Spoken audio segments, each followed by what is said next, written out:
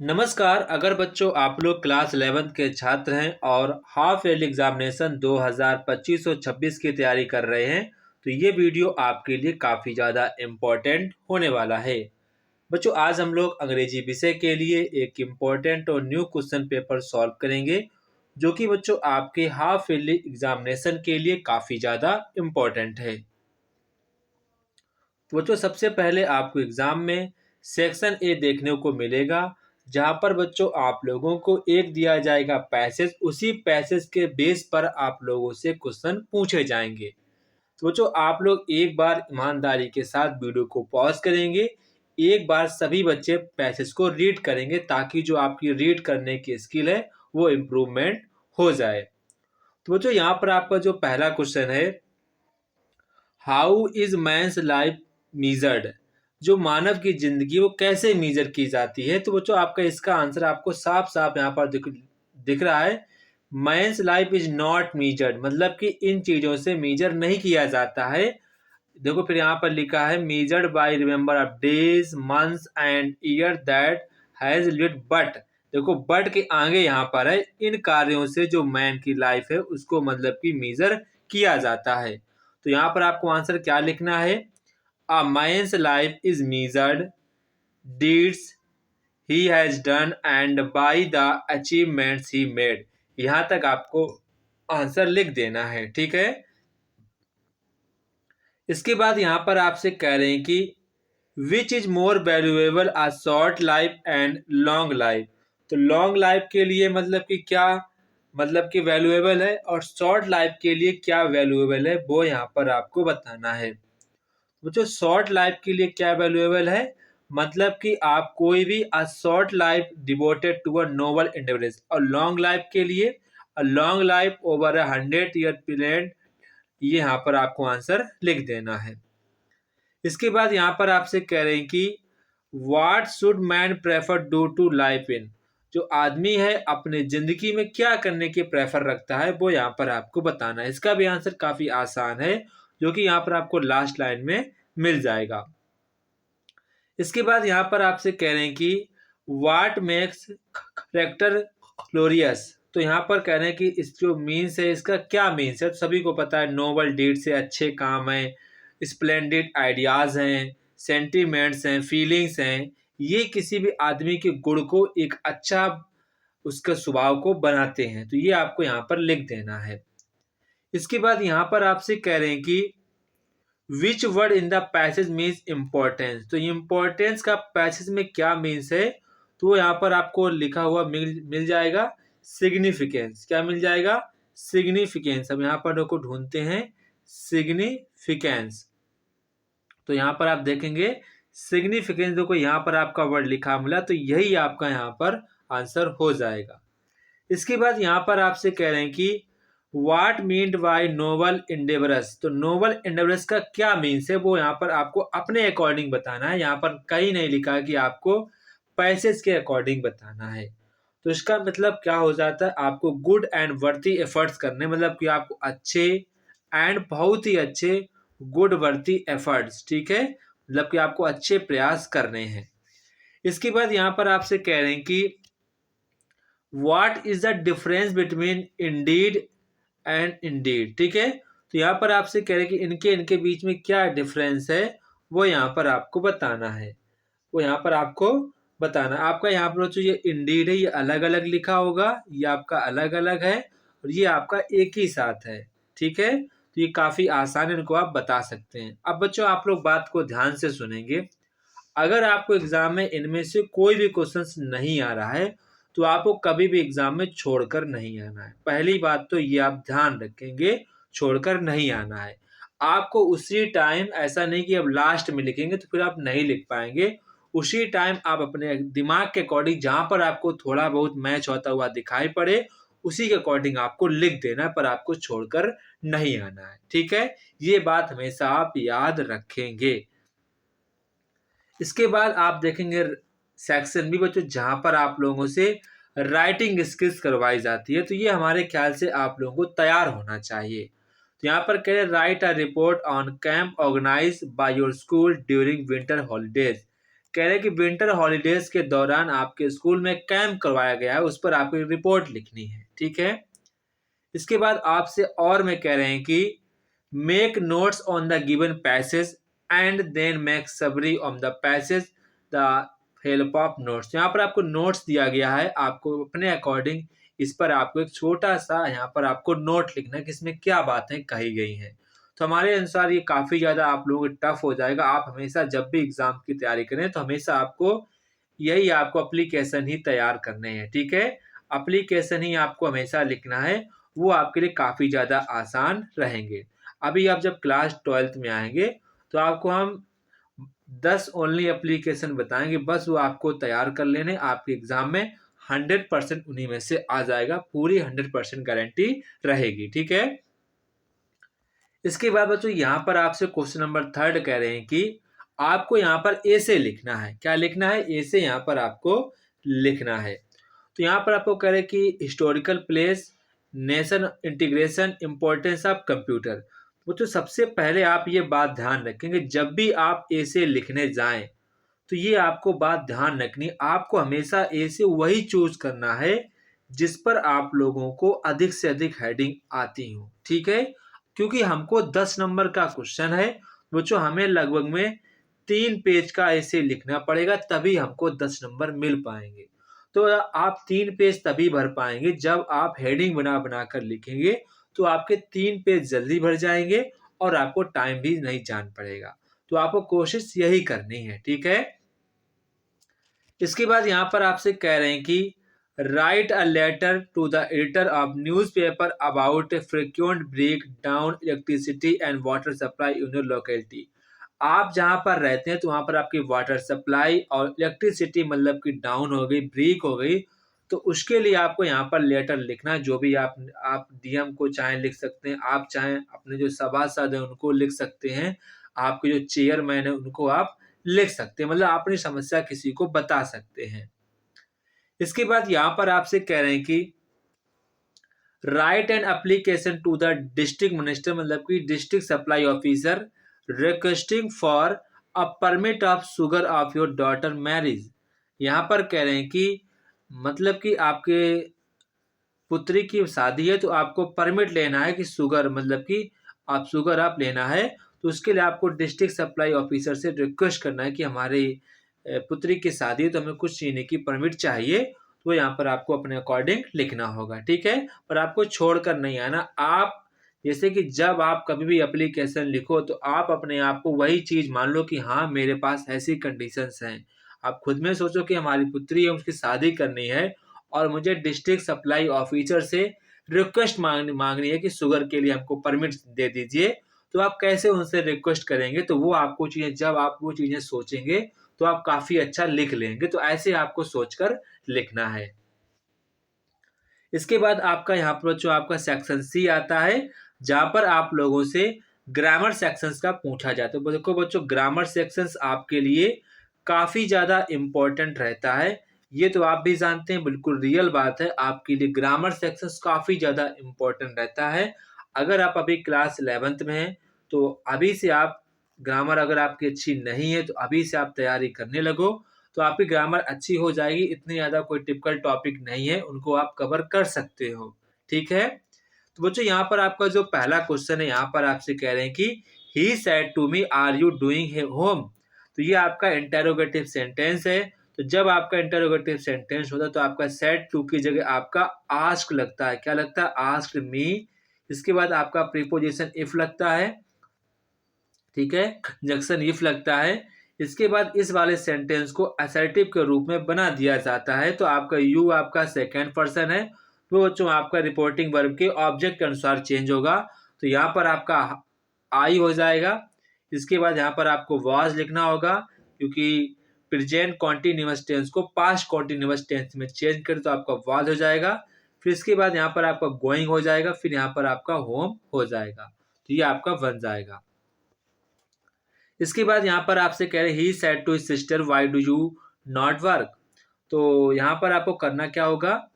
तो यहाँ पर आपको, ये भी आपका इंटेरोगेटिव, तो आप कैसे लिखेंगे? ही आस्क्ड, क्या लिखेंगे? He asked his sister, he asked his sister अब यहाँ पर आपको जो क्वेश्चन वर्ड है यही आपका कंजंक्शन बन जाएगा, तो वाई यू आपका चेंज होगा, सिस्टर कॉलेज तो हो जाएगा यहाँ पर आपका सी, फिर आपका हो जाएगा did, she did not do work. ठीक है, यहाँ पर आपको डू लिखना चाहिए था। ठीक है, यहाँ पर आपको डू लिखना चाहिए था, do did not do work. इसके बाद यहाँ पर आपको फुल स्टॉप लगा देना है। इसके बाद यहाँ पर आपसे कह रहे हैं combine any one of the following as directed. तो यहाँ पर आपको सिंपल सेंटेंस में कन्वर्ट करना है। The sun rose we left the bed, तो इसको आप लिखेंगे आफ्टर, क्या लिखेंगे after, after the sun rose, after the sun rose comma we left the bed. इसके बाद आपका नेक्स्ट सेंटेंस है, यहाँ पर आपको इसको कंपाउंड सेंटेंस में कन्वर्ट करना है। His father is ill, he will not come. इसको आप कैसे बनाएंगे, हिज फादर क्या लिखेंगे, हिज फादर उनके पिता बीमार हैं इसीलिए वह नहीं आएंगे। तो he is ill so he will not come. इसके बाद आपका नेक्स्ट है, यहाँ पर आपको रिमूव टू करना है, तो कैसे लिखेंगे, दिस ट्री इज, और टू के जगह लिखेंगे सो, क्या लिखेंगे सो हाई। फिर आपको लिखना होगा दैट आई, मी का हो जाएगा आई, जो यहाँ पर आपको ऑब्जेक्ट होता है वो इसको सब्जेक्ट बना लेते हैं। ठीक है, आई। फिर आप लिखेंगे कैन नॉट, क्योंकि आपका प्रेजेंट का है तो हो जाएगा कैन नॉट क्लाइम इट। ठीक है, क्लाइम इट का मतलब आपका ट्री के लिए है, तो हम लोग बार बार ट्री नहीं लिखेंगे, तो उसकी जगह यहाँ पर मैंने इट लिख दिया है। इसके बाद आपका नेक्स्ट है वुमेन बियर ऑर्नामेंट्स। ठीक है, वुमेन्स हैं वियर ऑर्नामेंट्स, तो इसको आप ऐसे बनाएंगे, इसको आपको पैसिव वॉइस में बनाना है। किस में बनाना है, पैसिव वॉइस में बनाना है। तो आप लिखेंगे ornaments are worn by women. ठीक है, इसके बाद यहाँ पर आपसे कह रहे हैं कि आपको यहाँ पर किसी एक को सही करना है। ठीक है, यहाँ पर आपको किसी एक को सही करना है, करेक्ट करना है। He gave me many advices नहीं होगा, केवल आपका एडवाइस होगा। द कैटल्स नहीं होगा, केवल कैटल होगा। क्या होगा, कैटल का कभी भी आपका प्लूरल नहीं बनता, तो केवल आपका कैटल रहेगा। क्या रहेगा, कैटल आर माइन। इसके बाद आपका नेक्स्ट यहाँ पर आपसे कह रहे हैं कि use any one of the given idiom phrase और सेंटेंस एट अ स्टेज। तो यहाँ पर आपको एट अ स्टेज का मीनिंग बताना है। इसका मतलब होता है he work hard for 5 hours at a stage. ठीक है, at daggers drawn the two night boards are at daggers drawn over the property dispute. ठीक है, ये आपको ऐसे लिख देना है। इसके बाद यहाँ पर आपसे कह रहे हैं कि use any one of the given phrasal, यहाँ पर आपको फ्रेजल वर्ब को एक सेंटेंस के रूप में कन्वर्ट करना है, तो ये आप लोग कर सकते हैं, काफी आसान है। ठीक है, इसके बाद यहाँ पर आपसे कह रहे हैं कि आपको सिनोनिम्स बताना है, तो आपका एग्रोरेंस का हो जाएगा, यहाँ पर एग्रोरेंस में होता है घमंड, तो इसका मतलब हो जाएगा आपका प्राइड। क्या हो जाएगा, प्राइड हो जाएगा। इफिशिएंट मीन्स होता है आपका पर्याप्त, या फिर लिख सकते हैं कैपेबल। क्या होता है, कैपेबल, या फिर आप लिख सकते हैं सफिशिएंट। ठीक है, इसके बाद यहाँ पर आपसे लिख रहे कालमिटी, तो कालमिटी का मतलब होता है कोई दुर्घटना घटना, तो ये आप लिख सकते हैं डिजास्टर। क्या लिख सकते हैं, डिजास्टर। ठीक है, ये आप लिख सकते हैं। इनफाइनाइट का बच्चों आपका हो जाएगा एंडलेस। क्या हो जाएगा, एंडलेस। तो ये यहाँ पर आपको अच्छे प्रकार से तैयार करने चाहिए। इसके बाद यहाँ पर आपसे कह रहे हैं कि आपको एंटोनिम्स बताने, तो लैड मतलब होता है, लैड मीन्स आपका होता है लड़का, तो आप लिखेंगे गर्ल। ठीक है, गर्ल लिख सकते हैं, कई बार बच्चे लैस भी लिख देते हैं, तो ये भी आप लिख सकते हैं। इसके बाद यहाँ पर आपका डिफिसिट है, तो डिफिसिट मीन्स होता है किसी चीज की कमी, तो इसका हो जाएगा अबंडेंस। क्या हो जाएगा, अबंडेंस होता है प्रचुर मात्रा में, अबंडेंस। ठीक है, अबंडेंस। जॉबलेस, तो आपको हो जाएगा, सभी को पता होगा जॉबलेस का तो ट्रेंडिंग है, तो यहाँ पर आप लिखेंगे एम्प्लॉयड। क्या लिखेंगे, एम्प्लॉयड। इसके बाद आपका एडवर्सिटी है, तो इसको आप लिख सकते हैं प्रॉस्पेरिटी, या फिर आप फॉर्चून भी लिख सकते हैं। ठीक है, फॉर्चून, ये भी अगर चाहें तो आप ये लिख सकते हैं।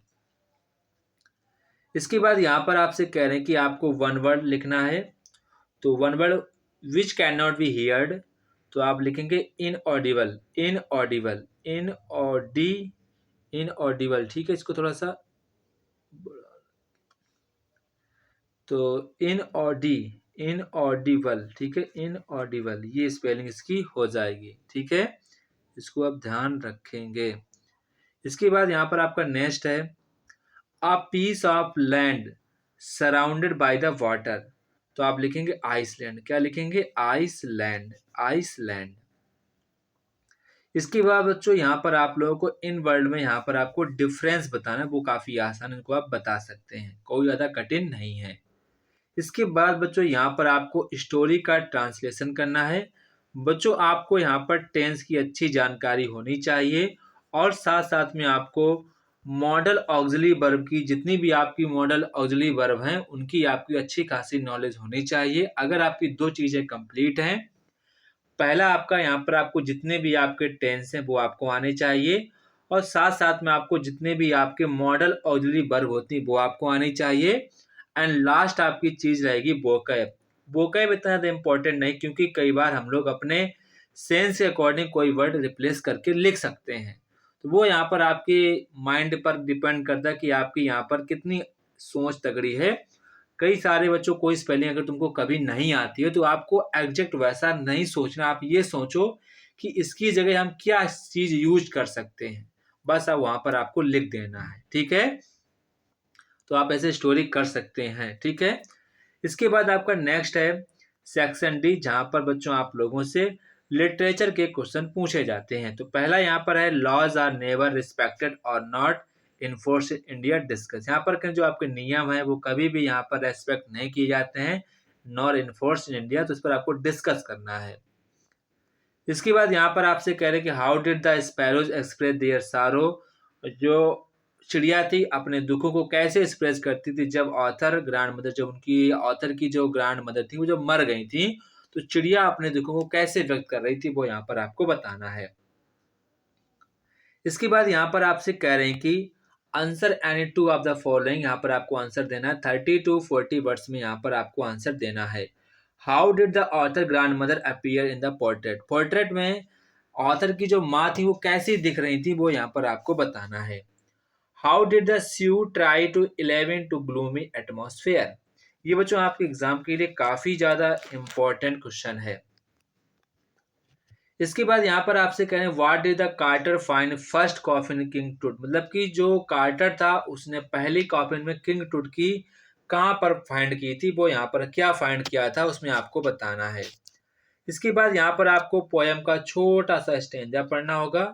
इसके बाद आपको इन क्वेश्चंस के आंसर देने हैं, ठीक है। इसके बाद बच्चों यहाँ पर आप लोगों को सेंट्रल आइडिया लिखना है, the voice of the rain, a photograph, the laburnum top. तो हमारे एग्जाम के पॉइंट ऑफ व्यू सबसे ज्यादा इंपॉर्टेंट आपका ऑप्शन नंबर ए वाला रहेगा एंड बी वाला, इन दोनों को आपको तैयार कर लेना, आपका काम खत्म हो जाएगा, बस आपको यही दो तैयार करने हैं। इसके बाद आपका नेक्स्ट क्वेश्चन यहाँ पर आपको 100 वर्ड में आंसर लिखना है। तो बच्चों आपको लॉन्ग आंसर है, तो बच्चों लगभग में आपको 2.5 से लगभग 3 पेज का आंसर लिखना पड़ेगा, तभी आपको नंबर मिल पाएंगे साथ में साथ। बच्चों आपको ध्यान रखना, आपको हेडिंग बनाकर लिखना है। तो यहाँ पर आपको जो पहला क्वेश्चन कह रहे हैं कि what was the problem of Mrs Pearson, Mrs Pearson की क्या समस्या थी, how did he think solve it, और वो उसे सॉल्व करने के लिए क्या सोचती थी वो यहाँ पर आपको बताना है। What was Einstein plan to get rid of school, Einstein ने अपने स्कूल से छुटकारा पाने के लिए क्या बहाना एग्जीक्यूट किया था वो यहाँ पर आपको बताना है। इसके बाद यहाँ पर आपका 30 to 40 वर्ड में आपको आंसर देना है, आपको किन्हीं दो के आंसर देने हैं। What did the girl tell her about the country, लड़की ने अपने बारे में कंट्री के बारे में क्या बताया था वो यहाँ पर आपको बताना है। What happened when Arm rode the horse, What is the weakness at Mr. Prince। तो जो ये था आपके एग्जाम के लिए काफी ज्यादा इंपॉर्टेंट क्वेश्चन पेपर, आप सभी लोग इस क्वेश्चन पेपर की अच्छे प्रकार से तैयारी करना है ताकि बच्चों आप लोगों के हाफ ईयरली एग्जाम में अच्छे मार्क्स आ सकें। तो जय हिंद बच्चों, फिर मिलते हैं अपने नेक्स्ट वीडियो में, तब तक की आप सभी बच्चों को जय हिंद।